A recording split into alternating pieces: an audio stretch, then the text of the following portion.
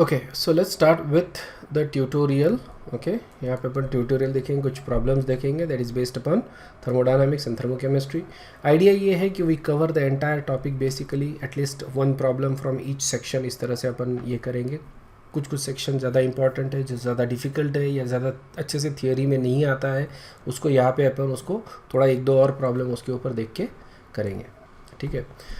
Another point is that I may not actually show you the entire work, क्योंकि I will just explain the problem, explain करके दिखा दूंगा problem को और तुम इसको सॉल्व करके देख लो फिर. ठीक है. ऑलराइट. सो जैसे for example question number 1, enthalpy change of the reaction, nitrogen hydrogen gives you ammonia. ठीक है, ये हेबर प्रोसेस है for the synthesis of ammonia और इसका एंथैल्पी चेंज तुमको दिया है इतना. Okay, so this is basically delta H तुमको दे दिया है एट 298. सो टेम्परेचर दे दिया है और तुमको पूछा है डेल्टा यू क्या है इस रिएक्शन का. ठीक है. सो ऑब्वियसली डेल्टा एच और डेल्टा यू इसका कौन सा रिलेशनशिप है. डेल्टा एच, तो सबसे पहले तो गिवन इन्फॉर्मेशन लिख लिया करो, that is the most important thing. जितने जो भी चीज़ें दी है वो सब लिख लिया करो. ठीक है. And delta H equal to delta U plus P delta V. ठीक है. अब पी अपने को दिया नहीं है, वॉल्यूम दिया नहीं है. Alright, but we are given the equation. अगर इक्वेशन दिया है और ये पैरामीटर्स नहीं दिए है तो इसको अपने को रिप्लेस करना पड़ेगा with delta N J R T. ठीक है. अब अपने को ये देखना है कि सारी चीज़ें मालूम है कि नहीं है. एक वेरिएबल रहना चाहिए अननोन, बाकी वेरिएबल्स नोन रहने चाहिए. डेल्टा एच दिया है, delta N G. Okay, obviously ये इक्वेशन से मैं निकाल सकता हूँ. ठीक है. लेफ्ट में रिएक्टेंट साइड में 4 है गैशियस कंपोनेंट, सिर्फ गैशियस काउंट करना है, रिमेंबर, या सिर्फ गैशियस कंपोनेंट काउंट करना है. और प्रोडक्ट साइड में 2 है. ठीक है. सो यहाँ पे 2 - 4 करूँगा मैं तो ये हो जाएगा -2. ठीक है. सो डेल्टा एन जी कितना है, -2. Okay. So delta N G अपना आ गया -2. आर की वैल्यू मालूम है 8.314 और टी इज गिवन टू 298. तो इसको तुम 300 करके लिख सकते हो. So you solve that. Okay, so you use delta U is equal to delta H की वैल्यू है -92.38. ठीक है. अब ये है किलो जूल में. ऑलराइट. और हमारी जो आर की वैल्यू होती है वो होती है जूल में, 8.314. ओके. तो बेसिकली अपने को यूनिट्स इक्वल करने पड़ेंगे. So this is something that we need to multiplied by 1000. ठीक है. ये हो गया डेल्टा एच. ठीक है. दिस इज डेल्टा एच, या, और delta N G is -2. Okay.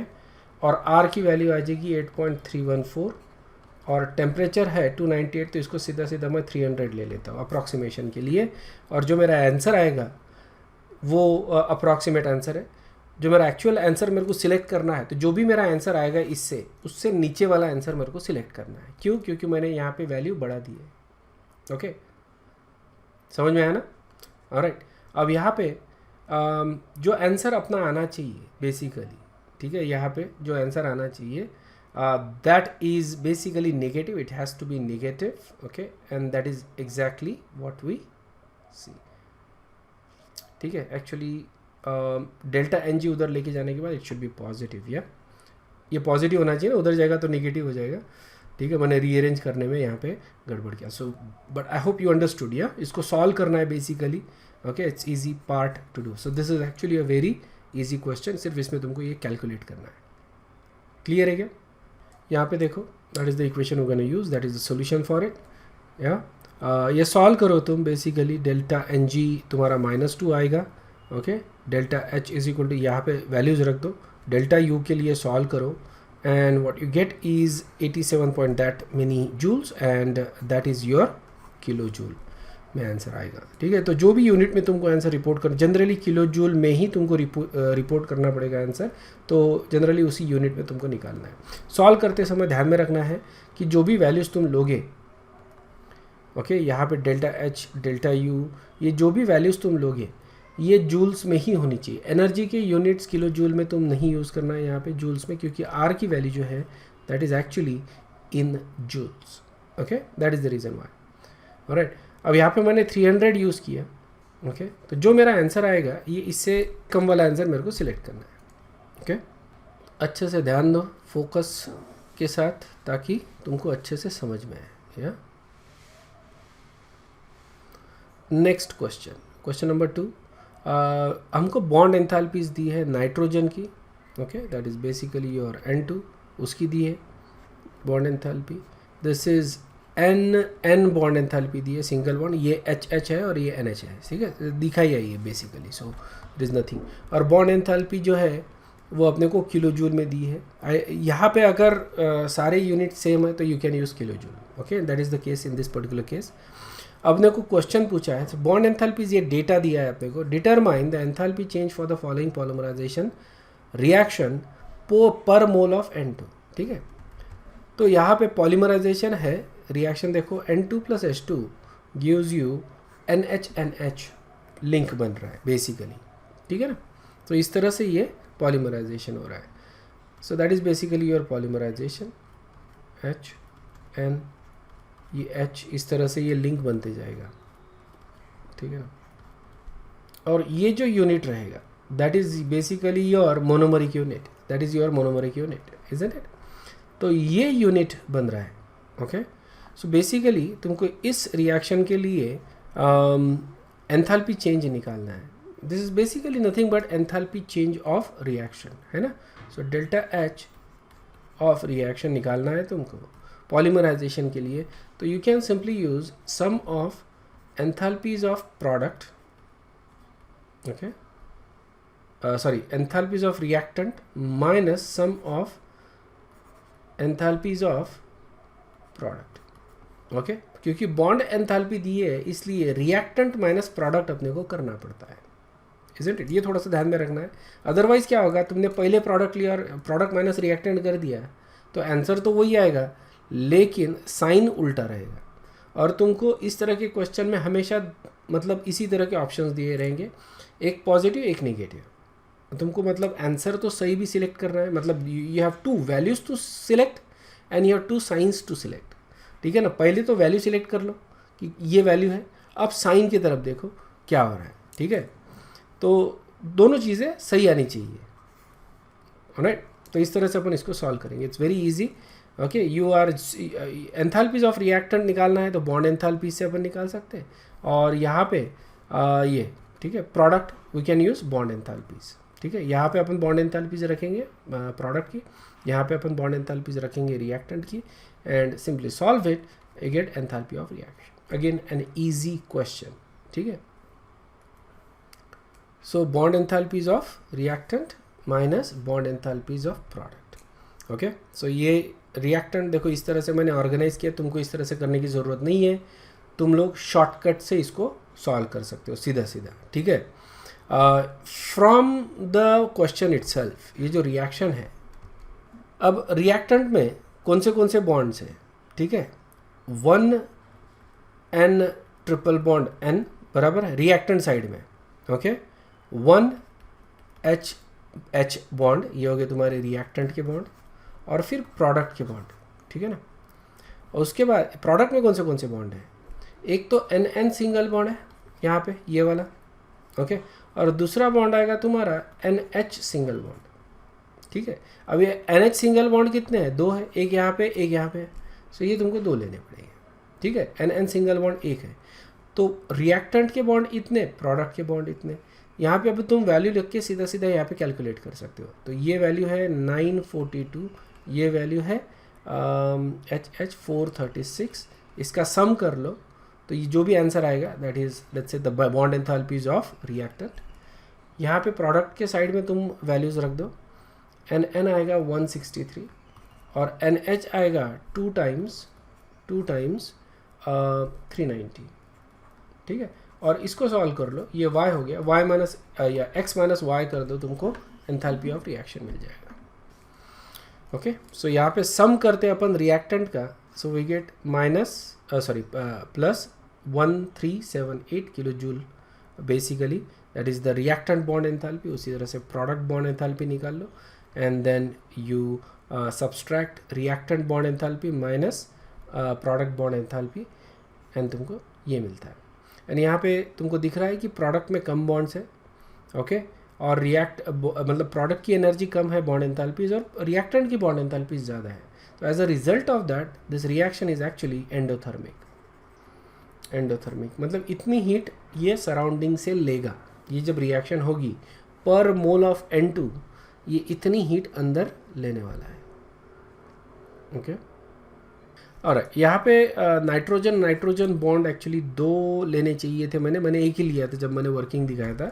So it should B, तो इससे क्या होगा, फिर से again you can get incorrect answer.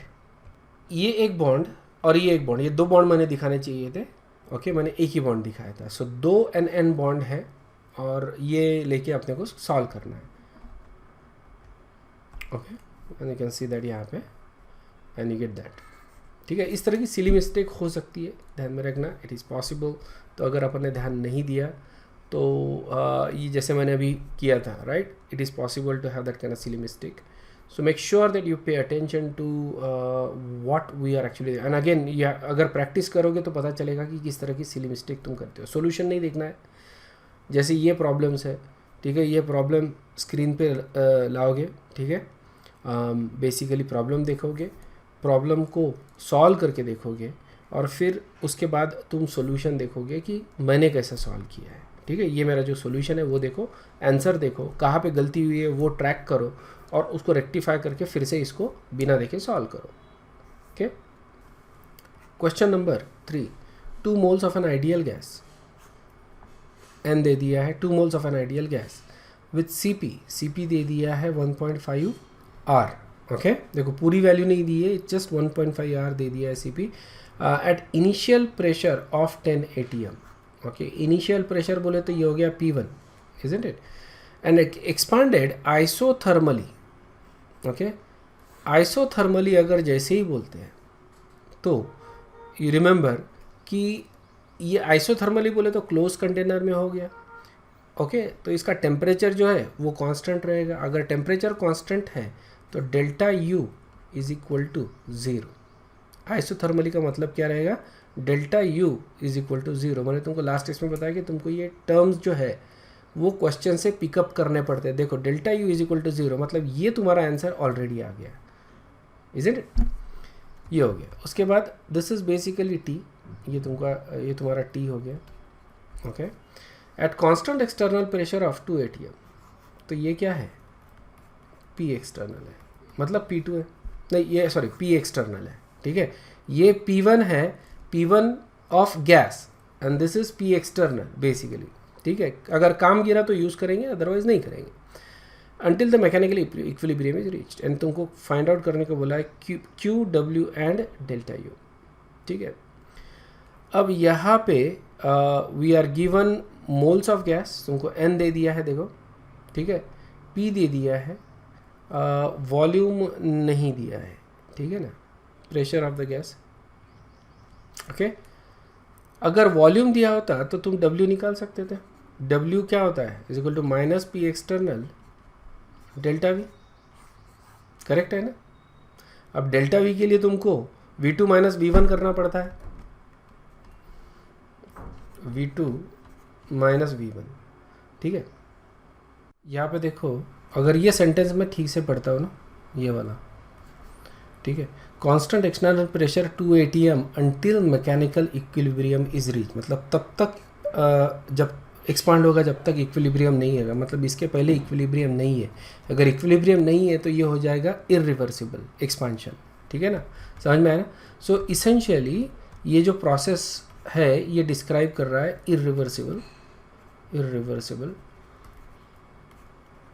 Expansion. ठीक है, और इसके लिए अपने को वही W वाला formula minus P external delta V। ठीक है, मतलब V2 माइनस V1 अपने को करना ही पड़ेगा। ठीक है, अब V2 माइनस V1 के लिए we need to calculate V1 and V2। ठीक है, बाकी everything else is very easy, जो बाकी इंफॉर्मेशन दिया है उससे अपने को V2 और V1 ये निकालना है। ठीक है, V2 और V1 के लिए we can use ideal gas equation. Okay, तो देखो Q, W और ये इसका फर्स्ट लॉ ऑफ थर्मोडायनामिक्स क्या बोलता है, Q is equal to delta U minus ले लो प्लस ले लो, ओके, माइनस W। ठीक है, that is basically depending upon, यहाँ पे अगर एक्सपांशन है इसलिए वर्क अपन नेगेटिव ले रहे हैं। ठीक है, अब ये इक्वेशन में delta U is equal to 0, क्यों? क्योंकि आइसोथर्मल ही है। Okay, delta U is equal to 0। दूसरा तुम ये भी देख सकते हो कि delta U is equal to N C P delta T. अगर डेल्टा टी 0 है, ठीक है ना, आइसोथर्मल है ना, डेल्टा टी 0 तो delta U is equal to 0। ठीक है, तो ये इक्वेशन जो है अपना, ये सीधा सीधा हो जाता है Q is equal to minus W. ठीक है, मतलब तुमको किसी एक की वैल्यू निकालना है, तो अपन जैसे बोले W की वैल्यू निकाल लेंगे तो Q की वैल्यू निकल जाएगी। ऑलराइट, और W इज इक्वल टू क्या होता है? P external delta V। Okay, so W is equal to minus P external V2 minus V1। ये अपना प्रोसेस रहेगा। What you need to do now is use ideal gas equation P1, okay, V1 is equal to nRT1। ठीक है, अब T constant ही है basically, सो ये use करने की ज़रूरत नहीं है, N और T कांस्टेंट ही है। सिमिलरली तो यहाँ पे अपन V1 के लिए सॉल्व करेंगे, इजंट इट?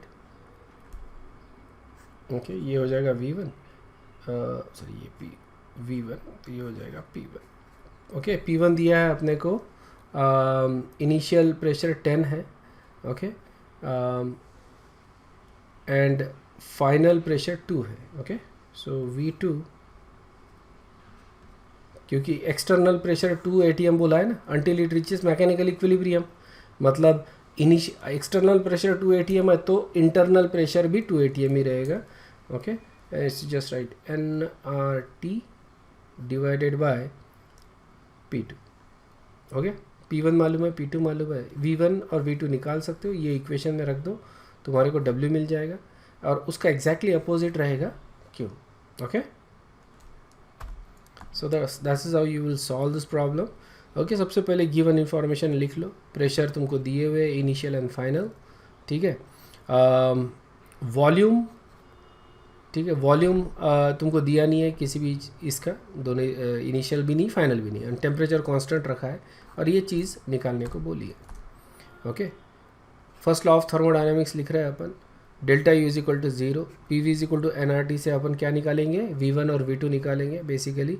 ऑलराइट, और फिर ये इक्वेशन में अपन उसको रख देंगे, V1 और V2 को, W निकल जाएगा। Okay, and this is actual calculation. तुमको V1 और V2 सबसे पहले निकालना है, तो V1 निकाल लो, या तो V1 निकाल लो। देखो 2 मोल्स ऑफ गैस था, NT डिवाइडेड बाय P। ठीक है, अब यहाँ पे प्रेशर तुम ATM में ही ले सकते हो, जिस यूनिट में दिया है उसी में ले सकते हो, दैट इज़ ऑल्सो फाइन। ठीक है, क्योंकि आंसर आएगा तुम्हारा, अगर डिपेंड करता है, अगर तुम यहाँ पे ATM ले रहे हो मान लो, ठीक है, जैसे V1 is equal to 2 times, अब तुमको प्रेशर काय में दिया है? 10 ATM दिया है ना, ठीक है, अब उसके हिसाब से तुम्हारा R का यूनिट रहेगा। ठीक है, अब यहाँ पे ATM में दिया है तो R का यूनिट क्या रहेगा? R की वैल्यू क्या रहेगी? 0.0821, समझ में? एंड टाइम्स 300, और इसको अगर तुम सॉल्व करते हो तो आंसर आएगा 4.9 लीटर। ओके, अब यहाँ पे हम वैल्यू यूज़ कर रहे हैं R की 8.314, इसलिए P की वैल्यू रहेगी 10 टाइम्स। ओके, इसको पास्कल में अपन कन्वर्ट कर रहे हैं, समझ में?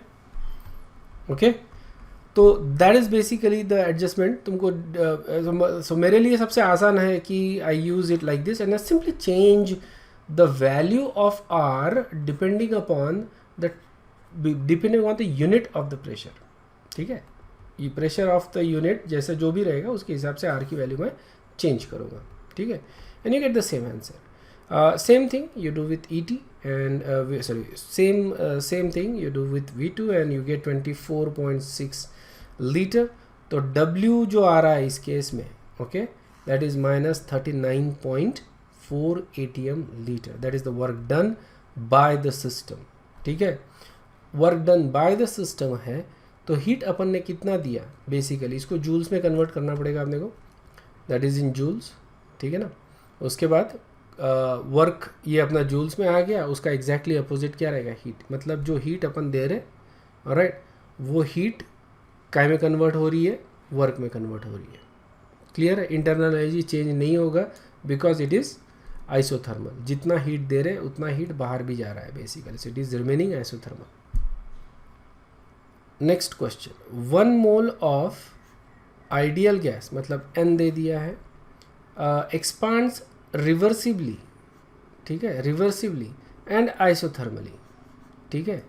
अब रिवर्सिबल एक्सपांशन है, आइसोथर्मल है, तो रिवर्सिबल तो देखो अपने को इक्वेशन मालूम है कौन सा था, रिवर्सिबल का अलग इक्वेशन, रिवर्सिबल का अपने लॉग वाला इक्वेशन लेते हैं, W is equal to -2.303 nRT log to the base P2/V1, ठीक है। आइसोथर्मली बोल दिया तो delta U is equal to 0, सीधा सीधा, ठीक है। टेम्परेचर दे दिया है at 31, okay, from 1 litre to 3 litre, okay. यहाँ पे V1 दे दिया है, V2 दे दिया है, okay. Assume the gas to be monoatomic, compute QW delta U, okay. तो this is actually relatively much easier question, ठीक है। तुमको वॉल्यूम दे दिया है, तुमको सीधा सीधा जो फर्स्ट लॉ ऑफ थर्मोडायनामिक्स का वर्क वाला जो इक्वेशन है वही यूज़ करना है। अगेन यहाँ पे भी वही इक्वेशन बनता है, delta U is equal to 0 है, Q is equal to -W हो जाएगा, W कैलकुलेट करो, Q तुमको मिल जाएगा, ठीक है, same as before, okay. So all you have to do is to do that is the given information basically, okay। pressure, volume, temperature, pressure नहीं दिया है, volume दिया है, temperature दिया है, okay। use that equation, okay, and use that equation for work, that is reversible work, remember that is your reversible work, okay, और Q is equal to -W, Q आ जाएगा, okay, and you do that and that is your answer in joules, ठीक है। जब अपन reversible use करते हैं तो हमारा final answer joule में ही आता है, जब इरिवर्सिबल के लिए अपन यूज़ करते हैं इक्वेशन, इरिवर्सिबल वर्क के लिए, सो हम लोग P external delta E use कर रहे हैं, डेल्टा V यूज़ कर रहे हैं, इज़न्ट इट। यहाँ पे जो अपना आंसर आता है वो आता है ATM लीटर में, इसको अपने को मल्टीप्लाई करना पड़ेगा 101.3, तो हमारा आंसर आएगा जूल्स में। समझ में, जो भी आंसर आएगा उसको अपन क्या करेंगे, 101.3 से मल्टीप्लाई करेंगे, ATM लीटर जो है वो कन्वर्ट हो जाएगा इनटू जूल्स, ओके। तो यहाँ पे अपने को जूल्स में कन्वर्ट करना पड़ता है, W रिवर्सिबल में आंसर अपना जूल्स में ही आता है, इसको कन्वर्ट करने की ज़रूरत नहीं है, हमारी R की वैल्यू जूल्स में है बस, ठीक है। अगर प्रेशर दिया होता मान लो, ठीक है, और वॉल्यूम नहीं दिया है, तो you can use P1/P2 to solve this question, okay. Next question देखो, question number 5, a 20 litre cylinder, okay, volume दे दिया है, ओके, 65 मोल्स, N दे दिया है, एट टेम्परेचर T दे दिया है, ठीक है। ये वॉल्यूम इनिशियल वॉल्यूम बोलेंगे या फाइनल वॉल्यूम भी बोल सकते हैं इसको। ड्यू टू फॉल्टी वॉल्व, तो ये initial wall, gas starts leaking out into the atmosphere, but slowly that temperature remains constant, ठीक है। मतलब आइसोथर्मल हो गया, टेम्परेचर रिमेन्स कांस्टेंट मतलब आइसोथर्मल हो गया। Determine the work done by the system, ठीक है, तो W अपने को फाइंड करना है। When the gas is in mechanical equilibrium with the surrounding, मतलब क्या हो रहा है कि सिलेंडर है 20 लीटर का और उसमें से गैस लीक हो रहा है, लेकिन गैस लीक बहुत धीरे है, स्लोली है, मतलब वी आर एक्चुअली अज्यूमिंग कि there is no change in temperature, क्योंकि होता क्या है कि जब भी गैस लीक होता है, ठीक है, तो गैस एक्सपांड हो रहा है, और जब गैस एक्सपांड होता है तो सिस्टम का जो टेम्परेचर है वो डिक्रीज होता है, गैस एक्सपांशन में सिस्टम का टेम्परेचर डिक्रीज होता है, ठीक है। यहाँ पे अपन अज्यूम कर रहे हैं कि गैस इतना धीरे लीक हो रहा है कि it is in mechanical equilibrium basically, so that there is no change in temperature of the system और द सराउंडिंग, ठीक है। ये अपना अजम्पशन है, ऐसा नहीं होता है, but that is the assumption. और अपने को वर्क पूछा है, एंड अगेन इसके लिए अपन रिवर्सिबल अज्यूम करेंगे क्योंकि स्लोली लीक हो रहा है, isn't it, there is no change in the external pressure, P external constant, gas slowly leak हो रहा है, ये सारी चीज़ें क्या हिंट कर रही है अपने को, it is a reversible work, ठीक है। अब रिवर्सिबल वर्क के लिए अब we know -2.303 nRT log V2/V1 use कर सकते हैं, ठीक है। अब यहाँ पे प्रॉब्लम ये है कि अपने को V1 तो दिया है, लेकिन गैस लीक सराउंडिंग में हो रहा है, isn't it? So what should be the volume? अब सराउंडिंग का वॉल्यूम बोले तो पूरे यूनिवर्स का वॉल्यूम हो गया ना, isn't it? Infinite. We can not use that, क्योंकि गैस तो सराउंडिंग में बोले तो कहीं पे भी जा सकता है, ओके मतलब हर जगह ही जाएगा basically. So we can not actually use V2, समझ में आया? So can we use pressure? Of course. 2.303 nRT। यहाँ पे देखो अपने को सारी चीज़ें मालूम है, n तो मालूम ही है, मोल्स तो दिया ही है, R भी मालूम है, T भी मालूम है, log P1/P2। अब यहाँ पे हमको P2 मालूम है, कैसे? क्योंकि एटमॉस्फेरिक प्रेशर दिया है ना अपने को, है ना, right? Atmospheric pressure basically it is 1 atm, सो P2 is equal to 1 atm, okay? That is basically given to us indirectly. What about P1? Well, P1 अपन निकाल सकते हैं, अपने को वॉल्यूम मालूम है, मोल्स मालूम है, टेम्परेचर मालूम है, using P1 V1 using ideal gas equation PV is equal to nRT, ठीक है? We know the volume, we know the moles, we know R, we know temperature, so P is equal to nRT/V से अपन pressure मतलब ये P1 निकाल सकते हैं। मतलब cylinder में गैस का कितना प्रेशर था ये अपन निकाल सकते हैं। गैस जब लीक हो जाएगा इक्विलिब्रियम में आ गया सराउंडिंग के साथ, समझ में आया ना? तो ये P1 तो अपने को मालूम हो गया, लेकिन जब गैस इक्विलिब्रियम में आ गया सराउंडिंग के साथ, लीक हो गया, तो सिलेंडर का जो प्रेशर है वो कितना रहेगा? P2 कितना रहेगा? फाइनल प्रेशर जितना एटमॉस्फेरिक प्रेशर है। हर चीज़ में ऐसी होता है ना, अगर तुम जैसे बलून है, बलून में से हवा निकल गई तो बलून के अंदर का प्रेशर कितना है? 0? नहीं भाई, एटमॉस्फेरिक प्रेशर है बलून के अंदर। गैस उतना ही लीक होगा जितना एक्सटर्नल प्रेशर और इंटरनल प्रेशर इक्विलिब्रियम में नहीं आ जाता, ठीक है? जैसे ही वो इक्विलिब्रियम हो गया, इक्विलिब्रियम हो गया। अभी तो बलून में से जो हवा निकल गई, पूरी हवा नहीं निकली है, उसमें अभी भी हवा है, ठीक है? एंड दैट इज इक्वल, अब तो उसका वॉल्यूम अपन निकाल सकते हैं, बट प्रेशर अपन बता सकते हैं कॉन्फिडेंटली कि इट इज़ 1 atm का प्रेशर मेंटेन्ड है अभी बलून में हवा निकलने के बाद। टायर पंक्चर हो जाता है मान लो, तो उसमें भी अपन बोलेंगे कि 1 atm का प्रेशर का एयर अभी भी उसमें है, पूरा वैक्यूम नहीं बन रहा है वहाँ पे। ये समझ में आएगा क्या? तो ये इक्वेशन में अपने को सारी चीज़ें मालूम हो जाएगी, we can solve it. So that is basically given. अपने को वॉल्यूम दिया है, V2 अपने को मतलब नहीं दिया है, निकाल भी नहीं सकते अपन, क्योंकि एटमॉस्फेयर में जा रहा है। अगर किसी दूसरे सिलेंडर में जाता तो we could have calculated V2 as well, but ये सराउंडिंग में जा रहा है इसलिए we can not calculate V2। Temperature दिया, ये दिया हमको। P1 तो अपने को मालूम है, P2 अपन निकाल सकते हैं using ideal gas equation and then find W। Okay, we are going to use this equation for work and then we calculate P1 okay using ideal gas equation. Pressure है इसका सिलेंडर में, pressure है इसका 80 atm pressure है, and then you solve it okay work के लिए P1/P2 and that is the amount of work done by the system. Expansion है, work negative ही आना चाहिए, इसके ऊपर ध्यान दिया। हमेशा चेक किया करो तुम्हारा आंसर सही है कि गलत है, ओके इसका बेसिकली जो टर्म्स है उसी से अपने को पता चलता है।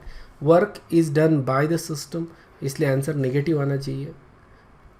यहाँ पे इम्प्लाइड किया है कि work is done by the system, ये इम्प्लाइड है क्योंकि नेगेटिव साइन दिया है।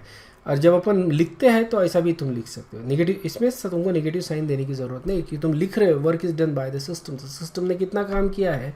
710.43 किलो जूल ऑफ एनर्जी का काम किया है, ठीक है? Okay, next is calculate the entropy change when 5.35 gram of liquid bromine is heated from 30 to 50 degree Celsius. मतलब देखो, मास का थर्मोडायनामिक्स में कोई काम ही नहीं है, ठीक है?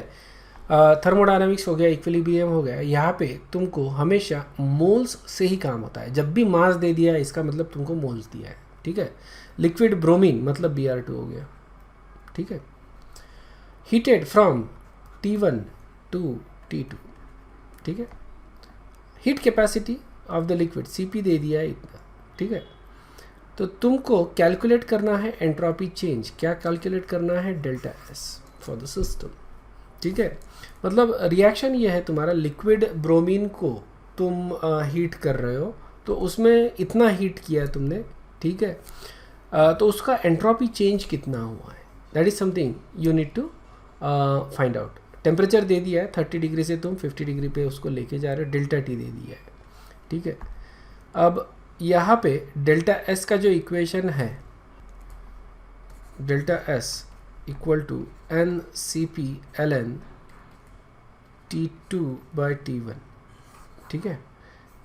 ये इक्वेशन तुमको ध्यान में रखना है बेसिकली डेल्टा एस का, ठीक है। यहाँ पे तुमको n मालूम है, okay, n you know, Cp given, ठीक है। n तुम निकाल सकते हो ना, यहाँ पे n is basically weight by molecular weight, okay, bromine का, ओके। ब्रोमीन का मॉलिक्यूलर वेट कितना है 160, 80 का इसका एटॉमिक मास है, Br2 का 160 हो जाएगा। सो ये हो गया 160, तो ये हो जाएगा डेल्टा एस, तुम यहाँ पे लिख दो 5.35 डिवाइडेड बाई 160, Cp की वैल्यू 75 लिख दो। Ln T2 कितना है, अब यहाँ पे टेम्परेचर देखो डिग्री सेल्सियस में दिया है, यूज़ नहीं कर सकते, केल्विन में यूज़ करना है। सो T2/T1 केल्विन में लिखो, डेल्टा एस कैलकुलेट करो, ओके।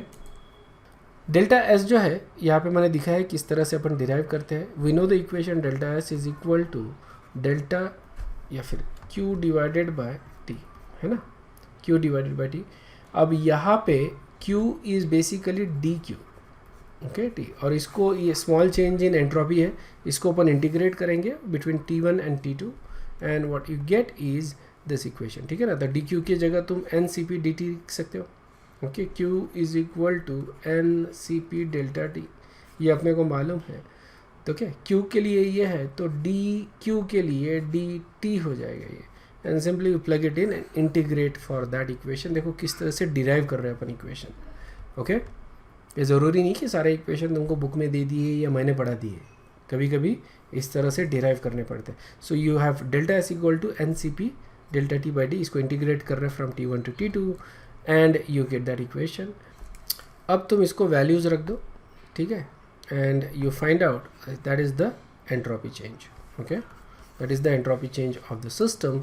इसका यूनिट जूल्स पर केल्विन ही होता है, ठीक है। That is moles, that is Cp, ठीक है, that is your T2 and that is your T1, okay. Let's talk about question number 7.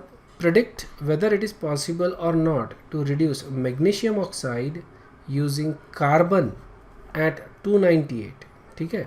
Reaction दे दिया है, मतलब ये जो रिएक्शन है magnesium oxide plus carbon use magnesium plus carbon monoxide, ठीक है। तो हमको ये रिएक्शन होगी कि नहीं होगी ये प्रेडिक्ट करना है, ठीक है। अब प्रेडिक्ट करना है बोले तो कैलकुलेट करके दिखाना पड़ेगा, प्रूफ दिखाना पड़ेगा, बराबर है, ये रिएक्शन होगी या नहीं होगी। इसके लिए मेरे को डेल्टा एच दे दिया है इस रिएक्शन का, एंड डेल्टा एस बी दे दिया है, ठीक है, change in enthalpy for the reaction and changing entropy for the reaction. तो अगर मेरे को कोई प्रोसेस स्पॉन्टेनियस है नहीं है ये अगर देखना है, उसके लिए मेरे को देखना है कि डेल्टा जी क्या आता है। अगर डेल्टा जी नेगेटिव है तो स्पॉन्टेनियस, डेल्टा जी पॉजिटिव है तो नॉन स्पॉन्टेनियस, ये अपने लास्ट क्लास में ही देखा था, ओके। सो अपने को डेल्टा जी निकालना है इसके लिए, और फिर डेल्टा जी का साइन क्या होगा उसके हिसाब से अपन बताएंगे कि ये स्पॉन्टेनियस है या नॉन स्पॉन्टेनियस है, ठीक है। अगर तुम यहाँ पे देखते हो डेल्टा एच इज़ पॉजिटिव, मतलब ये एंडोथर्मिक रिएक्शन है, unfavourable for the reaction. Entropy देखो काफ़ी ज़्यादा है, 197, ये किलो जूल में है, ये जूल में है, एंट्रोपी जूल में दिया होता है, ध्यान में रखना है, ठीक है। काफ़ी ज़्यादा पॉजिटिव है, ये फेवरेबल है, ठीक है। एंट्रोपी बढ़ रहा है ऑब्वियसली, क्योंकि गैस बन रहा है ना, गैस बन रहा है तो एंट्रोपी बढ़ता है। यहाँ पे सारे सॉलिड है लेफ्ट हैंड में, रिएक्टेंट साइड में, लेकिन प्रोडक्ट साइड में तुम्हारा गैस बन रहा है। जैसे ही गैस आ जाता है एंट्रोपी काफ़ी ज़्यादा इंक्रीज होता है। सो अपन अभी भी बता नहीं सकते कि रिएक्शन स्पॉन्टेनियस है नॉन स्पॉन्टेनियस है। अगर मान लो ये निगेटिव होता, ठीक है ना, एंथैल्पी अगर निगेटिव होता है इस रिएक्शन का और एंट्रोपी, तो अपन तो फटाक से बता देते ना, क्योंकि दोनों फेवरेबल है, एंथैल्पी एंट्रोपी दोनों फेवरेबल है इस रिएक्शन के लिए, तो ये रिएक्शन स्पॉन्टेनियस है 100%, 110% भी बोल सकते हो। इंडिया में बोलते हैं ना 120% या 110%, बस वैसे ही बोल सकते हो, ठीक है। दोनों फेवरेबल है तो रिएक्शन होना ही होना है, doesn't matter what the temperature is, ठीक है। लेकिन यहाँ पे enthalpy is not actually favourable and entropy is favourable, ठीक है। तो अपने को टेम्परेचर निकालना पड़ेगा, एंडोथर्मिक रिएक्शन है, ठीक है। If you remember from the last discussion, endothermic reaction जो होता है that is favourable at high temperature, क्योंकि एंडोथर्मिक को हीट देना पड़ता है। Exothermic are favourable at low temperature, endothermic are favourable at high temperature, ठीक है। तो जो भी अपन टेम्परेचर निकालेंगे for the spontaneous of it, उसके ऊपर वाले टेम्परेचर पे ही ये स्पॉन्टेनियस रहेगा, ठीक है। So obviously we don't know if it is spontaneous, if not at what temperature the reaction become spontaneous. तो मेरे को यहाँ पे T निकालना है at which delta G is spontaneous. तो इसके लिए अपने को क्या करना है, we know we have done this type of problem in the last class, ठीक है। सबसे पहले तो will calculate the delta G, okay, delta G of reaction using this process, ठीक है। So that is delta H minus T delta S, ठीक है। तो डेल्टा H अपने को मालूम है, दिया है, ओके, किलो जूल में दिया है, इसको जूल्स में कन्वर्ट कर लो या फिर इसको इसमें कन्वर्ट कर लो, ठीक है ना, whichever is convenient to you. 491.18 kilo joule minus T कितना है 298, ठीक है। सो फॉर मी अगर मेरे को कैलकुलेट करना, मैं 300 पकड़ के चलूँगा इसको, ठीक है, because I am not suppose to use calculator, इसलिए 300 is fine approximation and this is 197, okay. तो इसको 0.197, ओके। सो यहाँ पे क्या मैं 0.1 ये कर सकता हूँ ना, इसको 197 है, आई कैन, ठीक है, मतलब इसको अप्रॉक्सीमेट कर सकते हो तुम if you want, but I think it should be fine, क्योंकि ये मल्टीप्लाई करना कुछ ज़्यादा डिफिकल्ट नहीं है, 3 से ही मल्टीप्लाई करना है ना। And then you solve for delta G, ठीक है। सो आई डोंट थिंक कि ये आंसर ये आएगा। सो डेल्टा G कैसा आएगा, यहाँ पे पॉजिटिव ही आएगा, मतलब ये प्रोसेस कैसी है, नॉन स्पॉन्टेनियस है, ओके। अब टेम्परेचर निकालना है, टेम्परेचर के लिए वी कैन कैलकुलेट, ठीक है, delta G over sorry delta H over delta S, ठीक है। यहाँ से अपन टेम्परेचर निकाल सकते हैं and at that temperature this is going to be spontaneous. यहाँ पे अपन क्या अज्यूम करते हैं कि delta G is equal to 0 and when delta G is equal to 0, तो ये 0 हो गया, इसको रीअरेंज कर लिया फॉर टेम्परेचर, ये इक्वेशन को रीअरेंज कर दिया टेम्परेचर के लिए, तो ये अपने को मिलता है, okay, delta H over delta S, okay. And then calculate then, तो ये टेम्परेचर पे इक्विलिब्रियम पे आएगा, ये टेम्परेचर पे delta G is equal to 0, इसके ऊपर वाले टेम्परेचर पे it is going to be spontaneous, okay.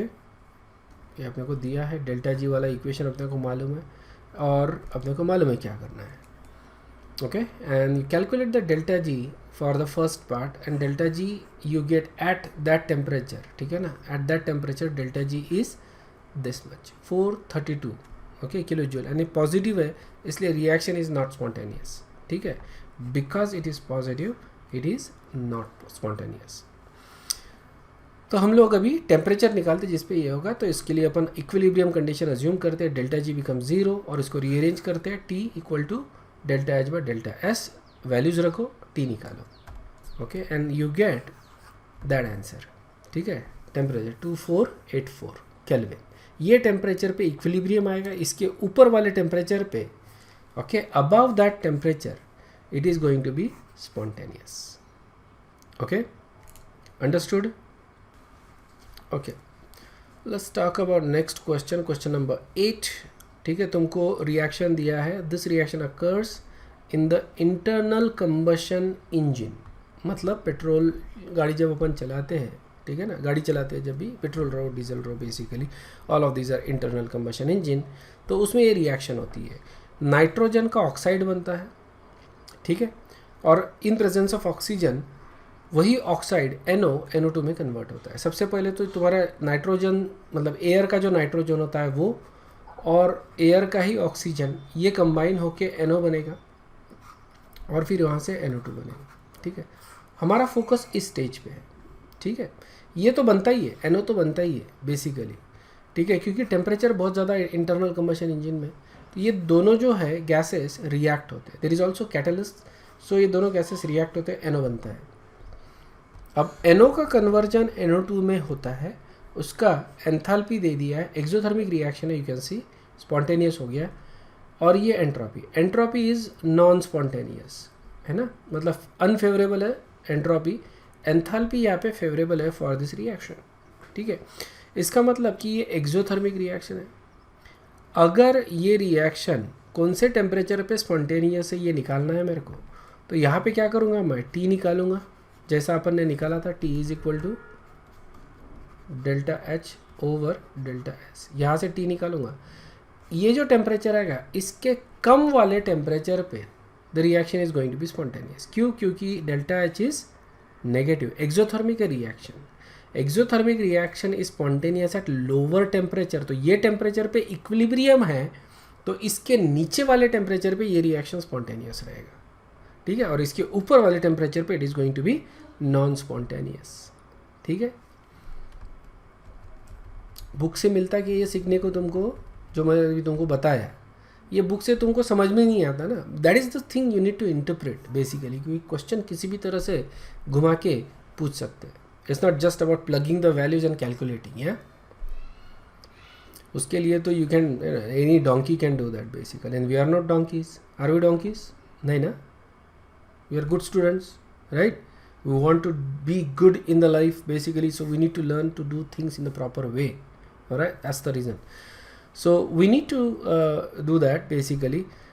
So question पूछा है, what is the standard state free energy change at 25 degrees Celsius? Standard state free energy change, okay? मतलब कि delta G, okay, उसी को अपन बोल रहे हैं standard state delta G not, ठीक है, free energy change for this reaction. The delta जी पूछा है, assuming delta delta temperature independent, मतलब टेम्परेचर से चेंज नहीं हो रहा है ऐसा अपन अज्यूम कर रहे हैं। Compute that standard state reaction of delta G, और फिर यहाँ पे अपन फिर से वही कर रहे हैं, डेल्टा जी कैलकुलेट कर रहे हैं एट 700, ओके, यहाँ पे at 25 degree Celsius. And then in internal combustion engine temperature approach कितना होता है, 2500 तक जाता है temperature. So at that temperature which oxide of nitrogen is favoured, ठीक है। 2500 डिग्री सेल्सियस पे कौन सा ऑक्साइड फेवर होगा, NO बनेगा या NO2 बनेगा एट दैट टेम्परेचर? बड़ा अच्छा सा क्वेश्चन है, ठीक है ना, बहुत अच्छा क्वेश्चन है ये, क्योंकि यहाँ पे अपने को पूछा है कि ये टेम्परेचर पे कौन सा फेवर होगा। सो ये अपने को डिपेंड करता है, जो अपन वैल्यू निकालेंगे टी इक्विलिब्रियम वाला, यहाँ से अपन क्या करेंगे, क्योंकि अपने को पता चलेगा डेल्टा जी, ये तो टेम्परेचर निकालना आसान है ना, क्या, delta G is equal to delta H minus T delta S, ठीक है, डेल्टा एच दिया है, डेल्टा एस दिया है, दो टेम्परेचर पे अपने को, तो ये दो तो बहुत ही आसान है निकालना। सेम इक्वेशन से दो वैल्यूज निकाल रहे हैं अपन, यहाँ पे टी निकालेंगे अपन, टेम्परेचर निकालेंगे, ओके। अब इसके नीचे वाले टेम्परेचर पे ये स्पॉन्टेनियस है, तो ये अगर टेम्परेचर अपना 2500 से कम आता है, 2500 से कम, मान लो 2000 आ गया, ठीक है, तो ये रिएक्शन, सो इसके 2500 से अगर कम आता है तो रिएक्शन इस डायरेक्शन में स्पॉन्टेनियस रहेगा, NO2 बनेगा, ठीक है। और अगर टेम्परेचर इससे ज़्यादा आता है, ठीक है, ये टी जो आता है इससे ज़्यादा आता है बेसिकली, तो इसका मतलब टेम्परेचर अब ज़्यादा है, इजंट इट, तो इसका मतलब NO बनेगा, ठीक है, मतलब at higher temperature, okay, reverse reaction is spontaneous because exothermic है, so at higher temperature reverse reaction is spontaneous, और ये जो है NO बनेगा, ठीक है। मतलब कि टी की वैल्यू 2500 से कम आती है तो NO2 बनेगा, और टी की वैल्यू 2500 से ज़्यादा आती है तो NO बनेगा, okay. So let's see the solution, ठीक है, दोनों के लिए सेम इक्वेशन यूज़ करना है, नहीं जस्ट कैलकुलेट, और थर्ड के लिए अपने को ये यूज़ करना है, that's basically it, okay. So ये हो गया एट रूम टेम्परेचर, ठीक है, ये हो गया एट हायर टेम्परेचर। अब देखो तुमको पता चल रहा है, रूम टेम्परेचर पे नेगेटिव डेल्टा जी आ रहा है, 700 पे पॉजिटिव, रूम टेम्परेचर पे ये स्पॉन्टेनियस है, और हायर टेम्परेचर पे इट इज़ नॉट स्पॉन्टेनियस। समझ में आ रहा है ना, क्यों ऐसा क्यों है कि हाई टेम्परेचर पे रिएक्शन नहीं होता, क्योंकि रिएक्शन कैसा है, एक्सोथर्मिक। एक्सोथर्मिक रिएक्शन के लिए अपने को लो टेम्परेचर रखना पड़ता है, तो यहाँ पे रूम टेम्परेचर पे रिएक्शन का डेल्टा जी नेगेटिव आ रहा है। अब ये लो टेम्परेचर कुछ भी हो सकता है, ये रिएक्शन टू रिएक्शन डिपेंड करता है, ठीक है, we are not any making any blanket statement, but In general, exothermic reactions are spontaneous at low temperature and non-spontaneous at high temperature. ठीक है, और थर्ड अपन निकाल रहे हैं ये टेम्परेचर C के लिए. सो ये टेम्परेचर पे इक्विलिब्रियम आ गया, isn't it? तो यहाँ पे that is the temperature delta G. तो ये टेम्परेचर पे, ठीक है ना. सो टेम्परेचर कैसा है अपना, यहाँ पे इक्विलिब्रियम आ गया. ठीक है, मतलब कि जो इंटरनल कंबशन इंजन है उसका टेम्परेचर इससे ज़्यादा है, बराबर है. मतलब रिएक्शन कौन सा रहेगा, रिवर्स वाला फेवरेबल रहेगा, इजंट इट. इक्विलिब्रियम वाला जो टेम्परेचर है उससे ज़्यादा. सो हाई टेम्परेचर पे क्या हो रहा है, रिएक्टेंट फेवर होगा. एक्सोथर्मिक में ये ऐसा भी तुम ध्यान में रख सकते हो कि eight high temperature in exothermic reaction reactants will be favoured and eight low temperature products will be favoured. समझ में आया क्या. ये रिएक्टेंट है,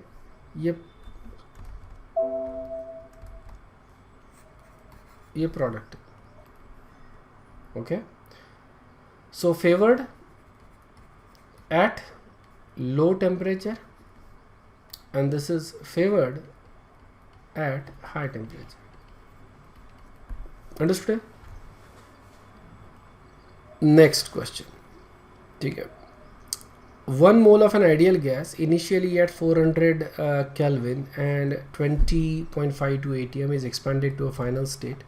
ये दिया है. सो तुमको मोल्स दे दिया है n, टेम्परेचर दिया है T1, ओके, T2 कम है, ध्यान में रखना. प्रेशर दिया है P1, P2 प्रेशर दे दिया. To achieve this path consisting of 2 gases is devised. ठीक है, 2 स्टेजेस इज डिवाइस. तो 2 स्टेजेस में अपन कर रहे हैं. Basically we are expanding the gas. Okay, ये इनिशियल कंडीशंस है अपने पास. ओके, P1 T1 दिया है, P2 T2 दिया है. तो पहले स्टेज में हम लोग इसको अडियाबैटिक रिवर्सिबल एक्सपांशन करवा रहे हैं. ठीक है ना, अडियाबैटिक रिवर्सिबल एक्सपांशन करवा रहे हैं. सेकंड स्टेज में आइसोथर्मल रिवर्सिबल एक्सपांशन करवा रहे हैं. ठीक है, compute the work done of the system. अपने को बोला है कि अज्यूम द मोनोटोमिक गैस. मतलब ये जनरली इसलिए बोला होता है कि we need to use the value of या तो गैमा यूज़ करना है या तो CP यूज़ करना है फॉर मोनोटोमिक गैस. ठीक है ना, गैमा की वैल्यू अपने को यूज़ करनी पड़ती है, उसके लिए जनरली ये दिया होता है. मतलब गैमा अपने को यूज़ करना है. ओके, सो गैमा की वैल्यू कितनी होती है, 1.67. ठीक है, मतलब ये वैल्यू भी अपने को दी है. So we need to compute the work done दोनों चीज़ में. अब आइसोथर्मल में I think it's very easy, isn't it. तुम सीधा यूज़ कर सकते हो. अडियाबैटिक, इसका इक्वेशन अलग है, इजंट इट. यहाँ पे रिवर्सिबल अडियाबैटिक बोले तो Q is equal to 0. Okay, Q is equal to 0. और जो अपना फर्स्ट लॉ ऑफ थर्मोडायनामिक्स है that becomes delta U is equal to W. ठीक है, that is also equal to, क्योंकि यहाँ पे delta U is equal to W है ना. Delta U is equal to आपने को मालूम NCP डेल्टा T. ठीक है, तो ये निकालेंगे तो अपना W निकल जाएगा बेसिकली. ओके, सो इस तरह से अपन डेल्टा U निकालेंगे. उसी तरह से अपने को मतलब डेल्टा U आ गया, मतलब वर्क आ गया है यहाँ पे. ठीक है, तो जितना इंटरनल एनर्जी चेंज हो रहा है उतना ये हो रहा है. यहाँ पे एक्सपांशन है तो वर्क जो रहेगा that is going to be negative. ठीक है, work is going to be negative when the gas is expanding. ठीक है, तो let's see how we can actually use this data. Okay, तो यहाँ पे ग्राफिकली अपन समझने के लिए इसको ग्राफ करते हैं. T वर्सेस V का ये ग्राफ है. ठीक है, ऑलराइट.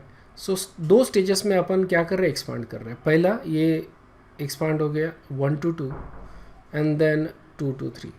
ठीक है, तो ये जो रेड लाइन है that is adiabatic expansion and this is isothermal expansion.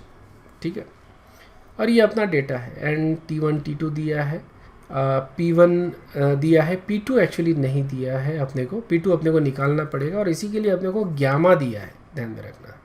Gamma का पर्पस क्या है, टू कैलकुलेट द P2. और एक बार P2 आ जाता है तो we can calculate the adiabatic expansion.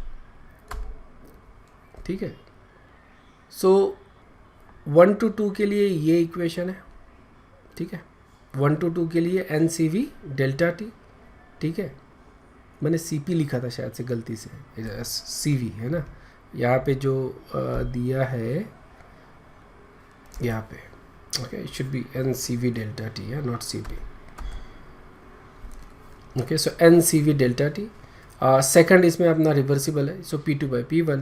यहाँ पे देखो we don't know P2. Okay. जो इंटरमीडिएट जो प्रेशर है ये वाला, वी नो P1 अपने को दिया है 20.52. ठीक है. ये P2 अपने को नहीं मालूम.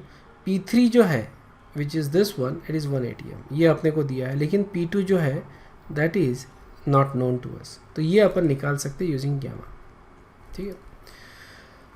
सो अडियाबैटिक वर्क तो आसानी से निकल जाएगा अपना N C V delta T. This is C V. ये कांस्टेंट होता है आइडियल गैस के लिए. आइडियल मोनोटोमिक गैस के लिए 3/2R, that is basically constant. ये अपन ने लास्ट क्लास में भी देखा था सी वीज़ की वैल्यू, सी वी और सी पी की value. So that is C V and delta T, and you get that is the work done in first step, first expansion. ठीक है. Negative sign indicate कर रहा है expansion. Second इसमें अपन equation तो same है, सिर्फ अपने को P2 निकालना है. देखो P2 कैसा निकालते हैं. सो उसके लिए अपन ये यूज़ कर रहे हैं PT is equal to gamma 1 minus gamma. ये बेसिकली तुम्हारा फिजिक्स का इक्वेशन है. या ये इसका डेरिवेशन भी फिजिक्स में ही दिया है. केमिस्ट्री में कर सकते हैं अपन डेरिवेशन, लेकिन we don't actually use it that much, इसलिए इसका डेरिवेशन मैंने नहीं बताया. Just remember that. So basically if you know P is equal to PV is equal to constant, बराबर है. P to the power gamma is constant. so उसी तरह से PT, okay, PT gamma 1 minus gamma is equal to constant. ठीक है. अब यहाँ पे you can use two state condition P1 P2 is equal to T2 by T1, और यहाँ से तुम गैमा कैलकुलेट कर सकते हो. अब ये जो चीज़ है ये नीट वालों के लिए बिल्कुल नहीं applicable basically, at least not in chemistry. Physics में हो सकता है बेसिकली, फिजिक्स में मतलब केमिस्ट्री वालों के लिए यू नो केमिस्ट्री में नीट में इस तरह का क्वेश्चन नहीं आएगा. ये जेई का ही क्वेश्चन है. सो गैमा इज इक्वल टू 1.67, ये अपने को मालूम है. Plug in the value, solve it, तो ये हो जाता है gamma is equal to that. और इसको सॉल्व करो तो तुमको P2 मिलेगा. ठीक है ना. P2 अपने को नहीं मालूम, सो P2 मिल जाएगा 10 ATM. And now you plug it into the equation of work. Okay, and you get that. Understood? So basically that is the work done in second process. Total work अगर करना है तो ये first step में हो गया, ये second step में हो गया, and that is the total amount of work done by the system. Okay. Next problem. A thermostat is maintained at 370 and over time 4.2 kilojoule of heat leaks out into the atmosphere. ठीक है. 370 का temperature है और atmosphere का temperature ये है. Okay. And this is very easy. Temperature है और उसका जो थर्मामीटर है मान लो उसका टेम्परेचर ज़्यादा है. ठीक है. और सराउंडिंग का टेम्परेचर कम है, तो ऑब्वियसली हीट तो बाहर जाना ही है. ठीक है. और उसने बोला है कि 4.2 kilo joule of heat leaks out of the atmosphere. हमको पूछा है एंट्रोपी चेंज बताओ सिस्टम का, थर्मोस्टेट का, सराउंडिंग का, और whether this process is spontaneous. Obviously it is spontaneous, isn't it, क्योंकि हायर टेम्परेचर पे थर्मोमीटर या थर्मोस्टेट है, लोअर टेम्परेचर पे सराउंडिंग है, तो हीट तो जाना ही जाना है according to first law of thermodynamic, sorry according to second law of thermodynamic, isn't it. Heat तो जाना ही है, but you know, is it spontaneous? How do we actually see that, right? क्योंकि इतना कॉमन है कि we don't actually think about it. Okay. लेकिन entropy के basis पे तुम इसको आंसर कर सकते हो. ठीक है ना. सो एंट्रोपी चेंज निकाल सकते हो at this temperature, entropy change निकालो at that temperature, total entropy निकालो. अगर total entropy change in entropy मतलब total entropy from system to surrounding अगर पॉजिटिव है तो ये प्रोसेस होगा, अदरवाइज नहीं होगा. ठीक है. सो क्यू इतना है, टेम्परेचर दिया है दोनों का और अपने को बोला है. सो सबसे पहले डेल्टा एस निकालो for thermostat. Okay. Q by T लेते हैं अपन, उसी तरह से इसके लिए भी. एटमॉस्फेयर के लिए भी, सराउंडिंग के लिए भी, ठीक है, सिस्टम के लिए ये, सराउंडिंग के लिए ये. And then calculate total entropy of the universe. If it's more than 0 or positive, it is spontaneous. If not, then it is non-spontaneous. तो देखो थर्मोस्टैट का एंट्रोपी चेंज आता है, ओके, एट दैट टेम्परेचर 370 पे, okay, उसका दिया है कितना है, तो डेल्टा एच क्यू दिया है बेसिकली, ओके, 4.2 था ना किलो जूल, तो उसको जूल्स में ले रहे हैं अपन, क्योंकि एंट्रोपी जो होता है वो जनरली अपन जूल्स में एक्सप्रेस करते, ध्यान में रखना. And then you get that answer, okay. And entropy change for the atmosphere is 14 joules per kelvin, ठीक है. टोटल एंट्रोपी चेंज दोनों का सम कर लो, टोटल एंट्रोपी चेंज 2.65 आ रहा है, मतलब कि there is spontaneity, isn't it. ये पॉजिटिव हो गया, मतलब कि ये रिएक्शन होगा, ये प्रोसेस होगा. दूसरा चीज़ तुमको जो दिख रहा है यहाँ पे वो ये थर्मोस्टैट का टेम्परेचर कम हो रहा है क्योंकि ये हीट लूज कर रहा है टू द सराउंडिंग, तो इसका एंट्रोपी देखो डिक्रीज हो रहा है, इजंट इट. जैसे जैसे टेम्परेचर नीचे आएगा इसका, वैसे वैसे एंट्रोपी इसका कम हो रहा है. उसी तरह से एटमॉस्फेयर का देखो, एटमॉस्फेयर ने, सराउंडिंग ने टेम्परेचर गेन किया है, तो इसका एंट्रोपी बढ़ गया. क्लियर है क्या? सो ये क्लियर यहाँ पे अपने को 2 वैल्यू से दिख रहा है. Okay, another problem, okay, given दिया है CO + O2, ये कंबशन ऑफ कार्बन मोनोऑक्साइड है at 300 kelvin. Standard entropy change for the reaction दिया है डेल्टा S, ओके, ये रिएक्शन का डेल्टा S दे दिया है, इतना है. Standard Gibbs free energy for the formation, मतलब कि डेल्टा FG इसका CO2 का, और ये इसका भी दे दिया है, ठीक है. दोनों का delta gives energy of formation दिया है. CO2 का ये है, this is for CO2 and this is for carbon monoxide. Calculate delta G0 and delta H0 for the reaction. तो ये रिएक्शन का मेरे को डेल्टा G फाइंड करना है एंड डेल्टा H फाइंड करना है, ओके. ऑल्सो पूछा है whether the reaction is spontaneous and exothermic. Of course exothermic है, ठीक है, क्योंकि ये कंबशन रिएक्शन है, तो obviously it has to be exothermic. All combustion reactions are exothermic, ठीक है. लेकिन ये अपने को दिखाना है, सो डेल्टा H की वैल्यू एक्सोथर्मिक अगर देखना है, सो delta H should be negative, ठीक है. स्पॉन्टेनियस के लिए delta G should be negative, मतलब ये वैल्यू नेगेटिव आनी चाहिए, ये वैल्यू भी नेगेटिव है. दोनों वैल्यू अगर नेगेटिव आती है तो it is spontaneous and it is exothermic, ठीक है. उस हिसाब से अपन आंसर करेंगे इसको.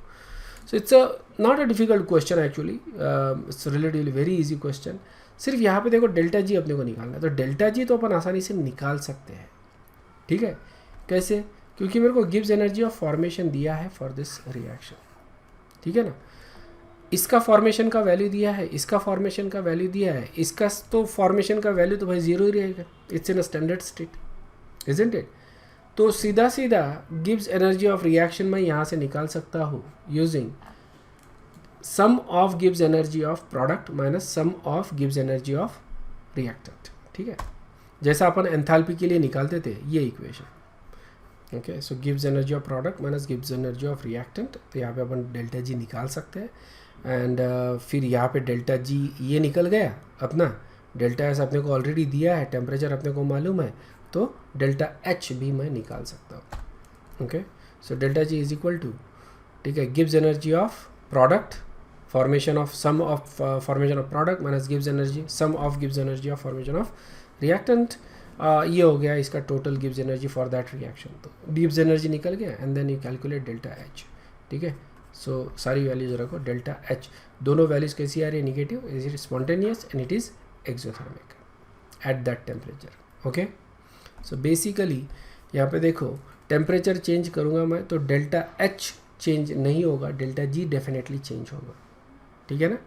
डेल्टा G चेंज होगा, डेल्टा H चेंज नहीं होगा इस रिएक्शन से. That is in general, right. किसी भी इसमें देखो कि टेम्परेचर अगर चेंज करता हूँ मैं तो डेल्टा G चेंज होता है, delta H at that temperature is basically constant. Next question, 2 moles of oxygen and 1 mole of nitrogen were mixed, okay. So 2O2 1 N2, ठीक है. Initial pressure of both is 1 atm. Okay, ये निकालने को बोला है delta H delta G. Assume no reaction takes place an ideal gas behaviour. ठीक है, so obviously reaction ही नहीं है तो delta H is going to be zero automatically. ठीक है, डेल्टा एच तो ज़ीरो हो गया. इसका निकालना अपने को डेल्टा एस है डेल्टा जी है बेसिकली. ठीक है, that is basically what we need to find. Okay, अगर मैं डेल्टा एस निकालता हूँ, डेल्टा एस मेरे लिए सबसे आसान है, दो ये मिक्स हो रहा है. ओके, इसके लिए डेल्टा एस निकालूंगा मैं. ठीक है, और फिर इसके लिए एक इक्वेशन अपने को यूज़ करना पड़ेगा डेल्टा एस का, बताता हूँ मैं तुमको. और डेल्टा एस आ गया तो अपना जो इक्वेशन था गिब्स एनर्जी का, delta G is equal to delta H minus T delta S. Delta H is zero तो मतलब delta G is equal to minus T delta S. ठीक है, डेल्टा एस आ गया तो डेल्टा जी भी अपने पास आ जाएगा. ठीक है, तो ये है अपना डेल्टा एस का इक्वेशन. ठीक है, डेल्टा एस ध्यान में रखना है ज़ीरो ऑलरेडी, डेल्टा जी इससे निकल जाएगा. डेल्टा एस का ये अपना इक्वेशन है. यहाँ पे अपने को एक्स जो है that is basically mole fraction. Okay, mole concept में आ गया अपन. मोल फ्रैक्शन निकालना है अपने को. ओके, और दोनों का सम लेना है बेसिकली. ठीक है, समेशन का साइन दिया ना, सम लेना है. ओके, दोनों गैसेस के लिए 2 मोल ऑफ ऑक्सीजन है, 1 मोल ऑफ नाइट्रोजन है, उसके लिए अपन ये यूज़ करेंगे इक्वेशन. तो मोल फ्रैक्शन निकालो सबसे पहले. This is for oxygen, this is for O2, this is for N2. ठीक है, ये हो गया मोल फ्रैक्शन दोनों का. ये इक्वेशन में रख दो minus n. So this is basically going to be use for O2 and this is we gonna use for N2. तो ये तुम्हारा हो गया, R की वैल्यू रख दी है यहाँ पे. ये हो गया तुम्हारा 2 मोल्स ऑफ ऑक्सीजन और ये उसका मोल फ्रैक्शन हो गया 2/3. ओके, रिमेंबर ln उसका मोल फ्रैक्शन ले रहे हैं अपन. This is O2, this is N2. ठीक है, and then you calculate delta S. Delta S आ गया मतलब डेल्टा जी भी आ गया. ठीक है, सो दैट इज़ नेगेटिव, मतलब reaction is spontaneous. Actually reaction is not, there is no reaction, it's just mixing of gases, it is spontaneous. Okay, and this is basically the last question for the day. So at 298 1 atm molar entropy of diamond का entropy दिया है इतना and graphite का entropy दिया है इतना. ठीक है, at that temperature दोनों का entropy दिया है diamond और graphite का. the enthalpy of combustion of diamond and graphite. ठीक है, ये हो गया enthalpy of combustion of diamond and this is the enthalpy of combustion of graphite. यहाँ पे ग्राफाइट लिखूँगा, यहाँ पे डायमंड लिखूँगा. This is diamond and this is graphite. Determine which of the states of diamond और graphite is more stable at 298 kelvin and 1 atm. ठीक है, मतलब नॉर्मल एटमॉस्फेरिक टेम्परेचर या प्रेशर पे कौन सा स्टेट ज़्यादा स्टेबल है, डायमंड या ग्राफाइट. ठीक है, ये अपने को देखना है. अभी जनरली अपने को लगता है कि diamond is the hardest substance, तो it should be most stable state, isn't it? That's what we think. लेकिन let's see what is the solution for this. तो basically we need to find for this reaction C is C diamond graphite. क्या diamond graphite में convert होगा या क्या graphite diamond में convert होगा, किसी भी तरह से एक लिखते हैं अपन और देखते हैं कि ये फिजिबल है या नहीं है, ये स्पॉन्टेनियस है या नहीं है, ये निकालना है अपने को. ठीक है ना, और स्पॉन्टेनिटी निकालना है मतलब डेल्टा जी निकालना है फॉर दिस रिएक्शन. और डेल्टा जी के लिए डेल्टा एच और डेल्टा एस अपने को चाहिए. ठीक है, अपने को एंट्रोपीज दिए हैं, remember, isn't it? Okay, entropies दिए हैं दोनों के basically. So what we need to do is to find out the enthalpies, okay, of this reaction. ठीक है, एंथैल्पी के लिए वी यूज कंबशन दिया है अपने को. Okay, combustion of carbon, combustion of diamond and graphite दोनों दिया है. We can use delta H, we can calculate delta H for that. Similarly entropies तो दिए है अपने को, प्रोडक्ट माइनस रिएक्टेंट, वो भी अपन कर लेंगे, डेल्टा एस निकाल लेंगे, वो इक्वेशन में रखेंगे यहाँ पे, और डेल्टा जी निकालेंगे. ठीक है ना, डेल्टा एच और डेल्टा एस अपने को ऑलरेडी मालूम हो गया. So delta H, okay, enthalpy of combustion of reactant minus enthalpy of combustion of product. ठीक है, रिएक्टेंट और प्रोडक्ट दोनों का दिया है अपने को, डायमंड और ग्राफाइट है ना, प्रोडक्ट में ग्राफाइट है, सो डायमंड माइनस ग्राफाइट ऐसा कर रहे हैं अपन, डायमंड माइनस ग्राफाइट, तो ये आता है टोटल डेल्टा एच. मतलब डायमंड का ग्राफाइट में कन्वर्जन इज एक्सोथर्मिक, मतलब तुमने डायमंड लिया तो वो ग्राफाइट में कन्वर्ट होगा, उसका एंथैल्पी चेंज इतना है -6 kilo joule, it is actually an exothermic process, ठीक है, मतलब ये फेवरेबल है, ठीक है। लेट्स सी एंट्रोपी, एंट्रोपी देखते हैं, तो एंट्रोपी चेंज आता है मेरे को, okay, from this is basically from product to reactant, या and entropy change is positive, graphite का एंट्रोपी ज़्यादा है, डायमंड का कम है, इज़न्ट इट? तो एंट्रोपी चेंज इज़ पॉजिटिव, ये भी फेवरेबल है, दोनों फेवरेबल है if you look at it, ठीक है। ये किलो जूल में है एक्चुअली, 6000 जूल, ओके।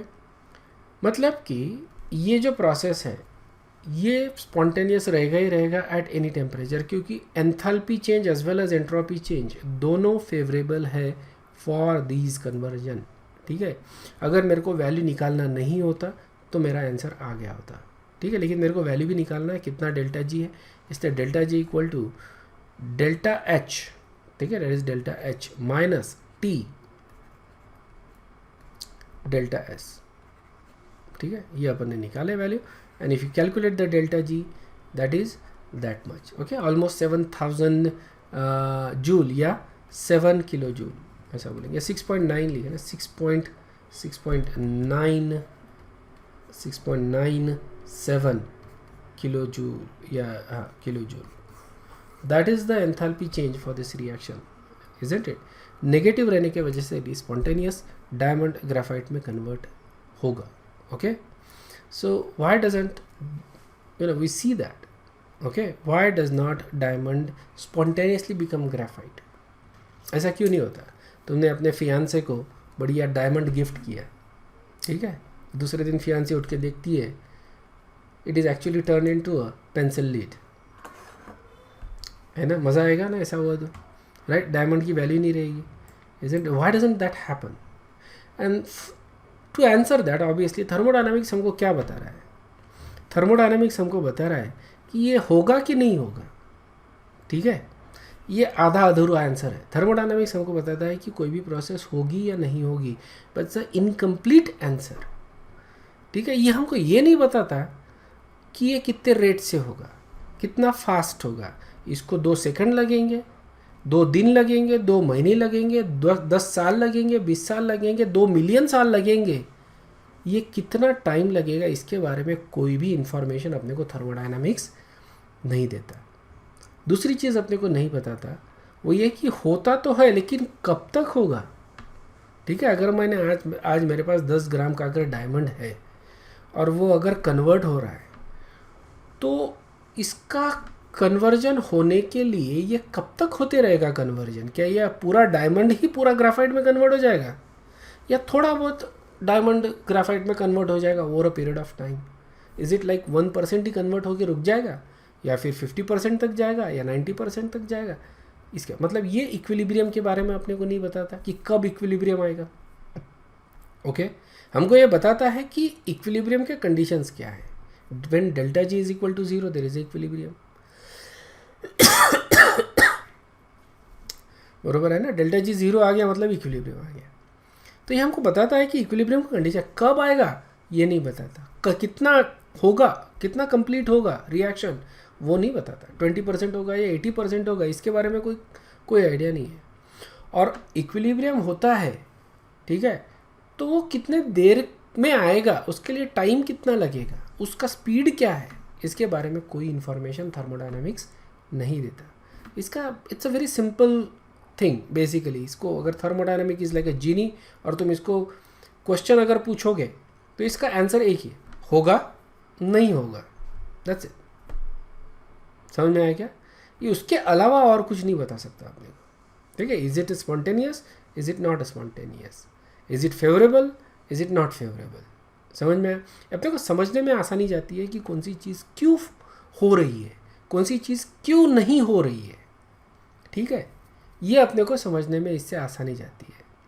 लेकिन इसके नेक्स्ट जो आता है that is basically equilibrium. Equilibrium में हम देखते हैं कि कोई भी चीज़ कहाँ तक होगी और क्यों वहाँ तक ही होगी, उसके बाद क्यों नहीं होगी, वहाँ तक जाके क्यों रुक जाएगी ये, समझ में आया ना? ये अपने को आंसर मिलता है फ्रॉम इक्विलिब्रियम। और फिर काइनेटिक्स में अपन देखते हैं कि ठीक है यहाँ तक तो जा रही है, मतलब मान लो कि 60% रिएक्शन हो रही है, लेकिन वो 60% जाने के लिए कितना टाइम लगता है ये अपने को काइनेटिक्स में पता चलता है।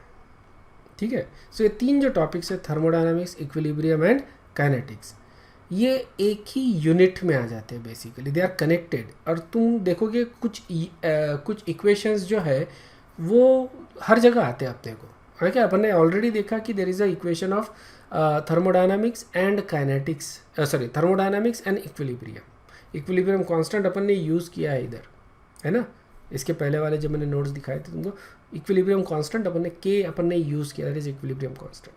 और तुम जब इक्विलिब्रियम में जाओगे तो तुमको डेल्टा जी वहाँ पे भी दिखेगा। ठीक है, so these are some things that we gonna learn in the next couple of weeks actually, कि अपने को इक्विलिब्रियम देखना। Equilibrium is again it's a long chapter and it's a very important, it takes time, ठीक है ना? But focus on thermodynamics now, क्योंकि this is actually very important topic. Try to solve the problems, okay? इसके ऊपर question बिल्कुल exam में आते हैं, and as a chemistry student you should know things about thermodynamics, okay? ठीक है, तो यहाँ पे अपना ये टॉपिक ख़त्म हो जाता है थर्मोडायनामिक्स। नेक्स्ट इसमें अपन चालू करेंगे इक्विलिब्रियम, ओके? अगर कोई डाउट है तो पूछ सकते हो, if not you guys can leave. I will see you in the next class, okay? Thank you very much, bye bye.